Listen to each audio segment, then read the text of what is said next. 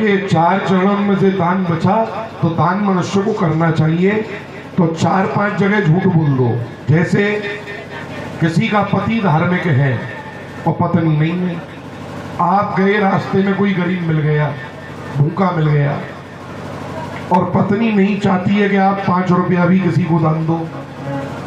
मान लो आपकी जेब में 10 रुपए हैं और आप 10 रुपए दान करिए आए, तो आने से पहले अपने कुर्ते की जेब को थोड़ा सा फाड़ दो। पत्नी पूछेगी 10 रुपए बचे नहीं, दूध के कहां गए? कई घर होते हैं ऐसे, हिसाब लेती हैं रोज। अब तुम में से कौन हो वो मुझे नहीं पता, लेकिन होते हैं ऐसे।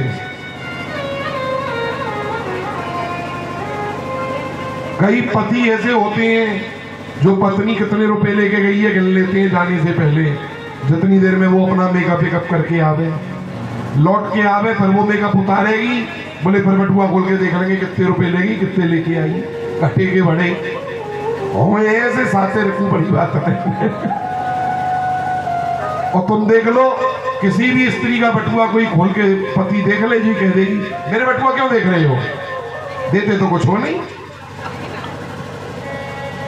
तो यदि ऐसी स्थिति हो जाए कि आपकी जेब में 10 रुपए आप खर्च करी आए और पत्नी नहीं चाहती है, तो घर में घुसने से पहले आंखों में थोड़ा सा पानी लगा लो, फूंक लगा लो और जेब को फाड़ दो, आज तो हमारी जेब कट गई। दान करके आए हो, बोले या तो बोलोगे दान करके आए तो कलेश करेगी, तो झगड़ा होने से बढ़िया है कि नकली मगरमच्छ के आंसू बना के जेब फाड़ लो, झूठ बोल दो, बोले दान भी हो गया, झगड़ा भी नहीं हुआ। दूसरा, कोई कसाई गाय को मारने के लिए पीछे पीछे दौड़ रहा है, आपकी जो कारोबार है, आपका जो बिजनेस पॉइंट है वो तिराहे पर है या चौराहे पे है। गाय आपकी आंखों के आगे से गई है, कसाई आपकी दुकान पे आके पूछे गाय कहां गई है, तो आप क्या बताओगे? जिधर गई है भाई। अगर सच बोलोगे तो गाय मर जाएगी और तुम्हारा सच बोलना पाप बन जाएगा, आप स्वयं पापी हो जाओगे। तो उस समय क्या करें? उस समय कह दे गई है पूरब में, बता दे दक्षिण, अब तू घूमता रहे, हमने गाय को बचाया, तो ये पुण्य हो गया। शर्मा जी की बेटी को रंग बहुत सुंदर है और वर्मा जी की बेटी को रंग कुछ ज्यादा सुंदर है, मतलब थोड़ी सांबरण की है, उन्हें थोड़ी सी सांबरी है। अब कोई पूछने आया संबंध तय करने, तो आदमी क्या करता है, पड़ोस में जरूर पूछेगा, क्यों जी वर्मा जी की बेटी कैसी? बोले साहब बहुत सर्वगुण संपन्न। अच्छा, रंग रूप कैसा है? बोले क्या पूछते हो, भगवान सालिग्राम की पूर्ण कृपा है। अब्बा को ब्याह हो, सगाई भई, मुंह दिखाई भई, तो घूंघट उठाए के देखो तो वो सामरे सरकार निकले, तो आपको झगड़ो भयो। बोले आप तो बड़े झूठे हो वर्मा जी। बोले क्यों? बोले तुम तो कह रहे हो सालिग्राम की तरह चमकता है, तो बोले सालिग्राम की तो सामरी हो। हमने कहा गलत कही है हमें।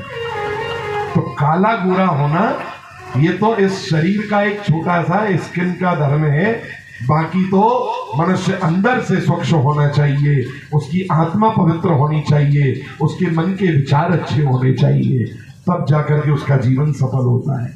तो ऐसी बहुत सी जगह हैं जहाँ पैसे का संकट पड़ जाए, जहाँ प्राण का संकट पड़ जाए, तो वहां झूठ बोल देना चाहिए, उससे पाप नहीं लगता है। नंद बाबा ने गौ माता की द्वारा अपने ठाकुर जी की नजर उतारी और ब्राह्मणों को दान दिया। यशोदा मैया से जाकर के खूब लड़े झगड़े, बोले तुम्हें बिल्कुल ख्याल नहीं है मेहर, हमारे लाला को जाने कौन उठा के ले गया राक्षसी जैसी है, अब उसका शरीर उठे नहीं। तो सुखदेव जी कहते हैं राजन परीक्षित, पूतना के शरीर को आरियों से काटा गया, इतना लंबा चौड़ा शरीर 6 कोस का, काट करके जब उसका अंतिम संस्कार किया गोकुल में, तो कहते हैं चंदन की सुगंध उड़ने लगी। जिसे ठाकुर जी स्पर्श कर लेते हैं उसके शरीर में से चंदन की ही सुगंध आती है। इस प्रकार से पूतना का उद्धार किया। दूसरी कथा, बोलो बाल कृष्ण लाल की। एक बार भगवान श्री कृष्ण के करवट बदलने का उत्सव हुआ।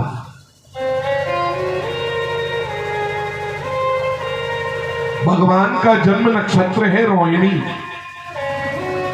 क्योंकि चंद्रमा की जो पत्नियां हैं उनमें रोहिणी उन्हें सर्वाधिक प्रिय है। ठाकुर जी का जन्म कृष्ण पक्ष की अष्टमी को है, नक्षत्र रोहिणी है। आज वही नक्षत्र आया, ठाकुर जी करवट बदल रहे हैं। यशोदा जी ने ब्राह्मणों को बुलाकर स्वस्ति वाचन किया। स्वयं बालक श्री कृष्ण को नहलाने के लिए लाला को एक छकड़े के नीचे सुला दिया। उस सब में आए हुए समस्त अतिथियों का सत्कार करने में लग गई। श्री कृष्ण स्तनपान कराने के लिए भगवान श्री कृष्ण को भूल गई। भगवान रोने लगे और रोते रोते अपने पैरों को उछालने लगे। छकड़े पर जोर से लात मारी, बड़ी जोर की ध्वनि हुई और उस ध्वनि से वो छकड़ा पलट गया। जितने दूध दही के बर्तन थे वो सब टूट गए। किसी की समझ में ऐसा नहीं आया कि ये क्या हुआ। खेलते हुए बालकों ने कहा कि श्री कृष्ण ने इस छकड़े को उलट दिया है। किसी को विश्वास नहीं हुआ कि जरा सा बच्चा ऐसे काम कैसे कर देगा। हिरण्याक्ष का एक बेटा हुआ जिसका नाम था उत्कच। उसने एक बार लोमस ऋषि को वृक्षों को लेकर के लोमस ऋषि को वृक्षों के नीचे कुचल दिया था। लोमस ऋषि को बड़ा क्रोध आया। उन्होंने उसे श्राप दिया कि तू देह रहित तो हो जाए। आज वो छकड़े पर आकर बैठ गया। भगवान के चरण स्पर्श होते ही मुक्त हो गया। बोलिए बाल कृष्ण लाल की जय। एक दिन की बात, यशोदा जी अपने प्यारे लल्ला को गोद में लेकर दुलार कर रही थी। भगवान ने अपना वजन चट्टान के समान बढ़ा लिया। इस घटना से चकित होकर के यशोदा जी ने भगवान श्री कृष्ण को गोद से उतार दिया। अन्य कार्य करने में लग गई। नारद जी युधिष्ठिर को कथा सुना रही हैं, सुखदेव जी राजा परीक्षित को कथा श्रवण करा रहे हैं। तृणावर्त नाम का एक राक्षस आया अंधड़ का रूप लेकर। बवंडर बन के आया, भगवान को उड़ा के ले चलने लगा। लेकिन ठाकुर जी का वेग सहन नहीं कर पाया। भगवान ने उसकी भी मुक्ति कर दी। उसका गला इस तरीके से दबाया कि उसके प्राण पखेरु उड़ गए। राजा सहस्त्राक्ष एक बार अपनी रानियों को लेकर नर्मदा नदी के तट पर भ्रमण कर रहे थे। उसी समय दुर्वासा ऋषि वहां से निकले। उन्होंने प्रणाम नहीं किया।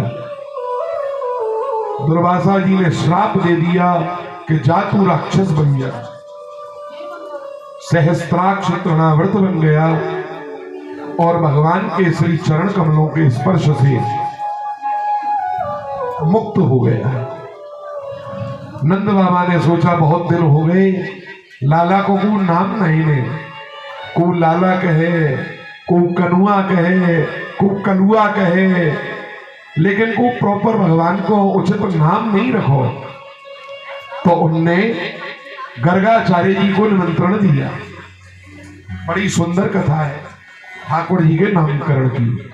मैं प्रार्थना करूंगा बच्चों से, ये जो बच्चे हैं जितने, वो सब यहाँ बैठिए ताकि वो पीछे का स्पेस खाली हो जाएगा। बेटे आप दोनों भी इधर आ जाए, और थोड़ी थोड़ी माताएं बहन अगर आगे हो जाएंगी तो जो माताएं बहन बाहर बैठी है कुर्सी पे, अगर वो बैठना चाहेंगी तो वो भी अंदर आ जाएंगी। आप इधर बड़ा स्पेस दे दीजिए क्यों पीछे बहुत स्पेस। सुखदेव जी कहते हैं राजन, यदुवंशियों के कुल पुरोहित श्री गर्गाचार्य जी बड़े तपस्वी थे।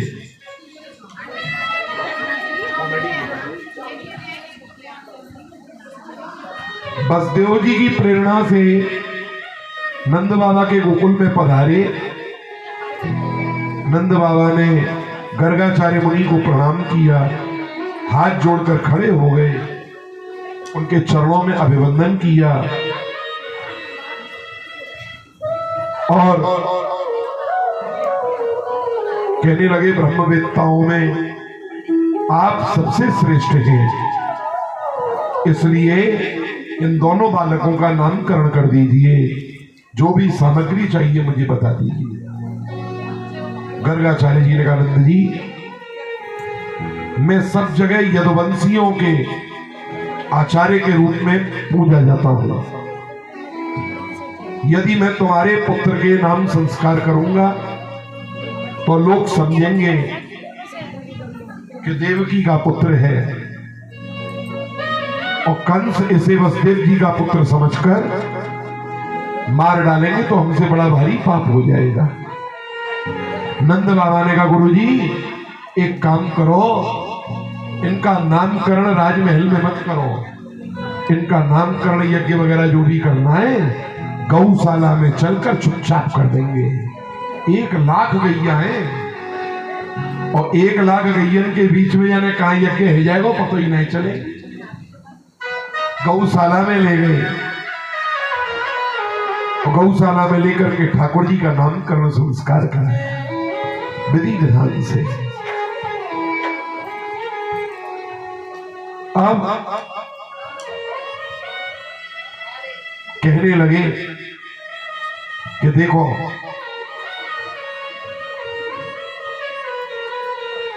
वैसे तो मेरे बहुत कठोर नियम है बाबा, फिर भी अगर आप कह रहे हो तो मैं संक्षेप में आपको कुछ कथा सुना देता हूं। ये जो सांवला सलोना स्वरूप बैठा हुआ है, ये आनंद कंद भगवान श्री कृष्णचंद्र नाम से जाने जाएंगे। ये जितनी लीला करेंगे इनके उतने ही नाम होंगे। माखन चुराने से माखन चोर बनेंगे, गिरवर को धारण करने से गिरधारी बनेंगे, नट का भेष धारण करेंगे नटवर बनेंगे, इनके उदर पर दाम लपेटी जाएगी दामोदर बनेंगे, और जो ये बड़े सुकुमार हैं इनका स्वरूप अपनी ओर आकर्षित कर रहा है, इसलिए इनका नाम संकर्षण होगा। बलवान होने के कारण इन्हें बलराम कहेंगे। ये ब्रज के राजा बनेंगे, बलदेव बनेंगे, बल में श्रेष्ठ होंगे। दोनों भाइयों में परस्पर बड़ा प्रेम होगा। भगवान श्री कृष्ण ने 3 विभिन्न रंग लिए थे, 3 रंगों को चुना था। भगवान का जो रंग था वो था पहला श्वेत,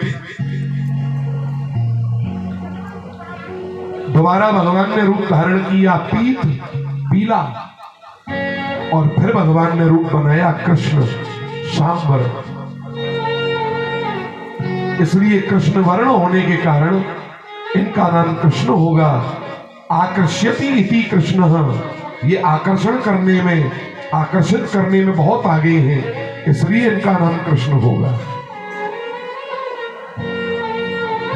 इस रहस्य को जानने वाले लोग, चूंकि वसुदेव जी ने इनको जन्म दिया है, इसलिए इनका एक नाम वासुदेव भी होगा। नंद बाबा, जो भी व्यक्ति इनके स्वरूप को देखेगा, स्मरण करेगा, इनके सौंदर्य से मोहित हो जाएगा और मनोवांछित फल की प्राप्ति करेगा। सुखदेव जी कहते हैं, राजन परीक्षित, इस प्रकार नंद बाबा ने गर्गाचार्य जी को बड़े प्रेम से उनके बच्चों के नाम संस्कार किए, यज्ञ किया। बाबा ने बहुत दान पुण्य धर्म इत्यादि बहुत वस्तुएं, अनगिनत वस्तुएं नंद बाबा ने दी। यशोदा जी आकर के कहने लगी, बाबा आप हमारे हाथ की खीर तो खाओगे नहीं, तो मेरे यहां खूब दूध है, खूब मक्खन है, खूब घी है, खूब मेवा है और खूब मधु भरो भयो है, तो जितना दूध आप कहो आपको धरवाए दो, प्रेम से खीर बनाओ, पहले भोग लगाओ, फिर स्वयं पाओ, फिर सबे पवाओ। बोले देखो जी, मैं अपनी हाथ की सकरी बनाऊं, तुम व्यवस्था कर दो, मैं तैयार हूं। 2-3 घंटा में खीर बनी। जब खीर बनकर के तैयार हुई, गर्गाचार्य बोले, नाभ्यासीदन्तरिक्षगुंसिष्णोध्यो समवर्तत पद्मभ्यां भूमि दिशा श्रोता तथा लोकान् अकल्पयन् अन्नपूर्णे सदापूर्णे शंकरः प्राणवल्लवे ज्ञान वैराग्य सिद्ध्यर्थम भिक्षां देगी च पार्वती माता च पार्वती देवी पिता देवो महेश्वर बांधवा शिव भक्ताश्च स्वदेशो भुवनत्रयम्। आओ प्रभु भोग लगाओ, आओ मेरे मोहन भोग लगाओ, आओ मेरे ठाकुर भोग लगाओ। बार बार बुलाए रही हैं तो लालाए जानो पड़ेगो, ये बात तो पक्की है। वो जो बुलावे वहां के लिए मैं दौड़ के ही जाऊंगी, यहाँ में क्या गलत बात है। लाला पहुंचे, गर्गाचार्य के नेत्र बंद, नंद बाबा के नेत्र बंद, और लाला ने जाए के जो कटोरा भरो खीर को धरो, वहां में जाए के अपनो हाथ डुबाए के दोनों हाथ अंते छपा पूरे मोहड़े पे लगाए के वहां खीर को भोग लगाए लियो। गर्गाचार्य की आंखें खुली, अरे बाबा, अरे मैया यशोदा, ये काम है वो, कहा है वो, तेरे लाला ने मेरी खीर को झूठो कर दिया। अरे तो और बनाए लो, ये सवेरे से संध्या तक को और काम तो वो है ही नहीं, सबरी खीर झूठी है कि और बनाए लो। अरे तो वो तो अच्छी कर रखी है, वहां बर्तन को भोग थोड़ी लगो है, मैं दूसरे बर्तन में दिए रोला दे, दोबारा भोग लगायो, जो भोग लगायो पहले लाला आगे ते आयो, और जो कही अयो मोहन भोग लगाइयो, आगे ते मत अयो को बात में बाबा पीछे ते आए जाऊंगो। लाला पीछे ते आए, और पीछे ते आए के कटोरा पीछे ही खींच के ले गए, जैसे बंदर को बच्चा बंदरिया की पूंछ को पकड़ के ले जाए, ऐसे ही उनने फिर भोग लगाए लियो। अरे मैया, तेरे लाला ने फिर खीर झूठी कर दी, लो तुम दूसरी बनाओ। फिर खीर बनी। मैया ने कही लाला बहुत शैतान है गयो है, मैया ने वाको कमरा में बंद कर दिया। अब नंद बाबा ने गणेश जी को लड़ुआ बोलो कि मेरे लाला होएगो तो मैं सवा मन को लड़ुआ बनाए के गजानंद को चढ़ा दो। सवा मन को मतलब 50 किलो। अब वो लड़ुआ तो बन दो, और साकर कर दी बंद। नंद बाबा ने कही प्रभु भोग लगा हुआ पर नंद बाबा खिसक गए इधर उधर, यशोदा मैया अपने काम में लगी हुई है। भीतर लड़ुआ वारो बैठो है और बाकी आगे जोरदार बेसन को लड़ुआ धरो है। अब सांकर पे हाथ तो जाए नहीं रो। गर्गाचार्य ने कही आओ प्रभु भोग लगाओ, आगे से मत आना पीछे से मत आना। आए तो ना रो, आए तो ना रो। कबू इधर देखे कबू इधर देखे। लाला कैसे आवे कि लाला तो भीतर कमरा में बंद है। लड़ुआ वारो लड़ुआ के ऊपर चढ़ गए हो। अब वो लड़ुआ बनो तर घियन को जो वहां पे पाए धरो। लड़ुआ वारो लटक गो, लड़ुआ टूट गो। अब वो साकर पकड़ के झूल रही है।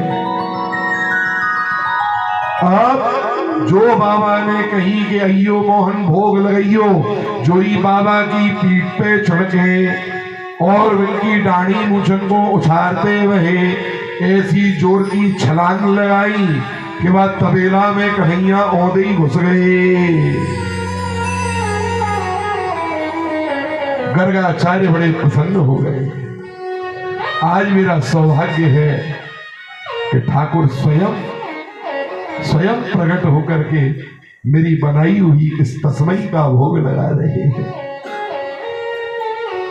चौथी बार फिर खीर बनी। अब खूब बुलाया ठाकुर ने, खूब बुलाया, गोविंद आ जाओ, गोविंद आ जाओ। भगवान ने कहा कि अब नहीं आऊंगा। जब तक भक्त के मन में ये भाव है कि मैं भोग लगा रहा हूं और आप मुझे भोग अर्पण कर रहे हो, तब तक मैं आता रहूंगा, भोग लगाता रहूंगा। जिस दिन आपके मन में ये भाव आ जाएगा कि आए तो नहीं रो, आए तो नहीं रो, आ तो नहीं जाएगा, रोटी कम तो नहीं हो जाएगी, उस दिन से मैं भोग लगाना बंद कर देता। ठाकुर जी भाव के भूखे हैं। ठाकुर जी को वो वस्तु नहीं चाहिए, आपको भाव चाहिए। भाव के भूखे हरि और भाव ही में सारे हैं।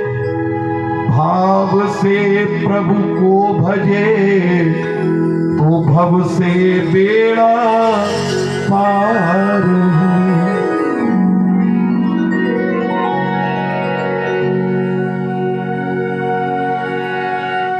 जय श्री कृष्ण मुरारी प्यारे श्याम श्याम।